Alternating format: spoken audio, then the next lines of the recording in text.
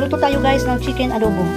Ito ang ating chicken. Binabad ko na sa tuyo, suka, asin at paminta. At nag-isa na rin ako ng bawang at sibuyas. Ayan guys, ilagay na natin ang ating chicken. Ito guys, ayan.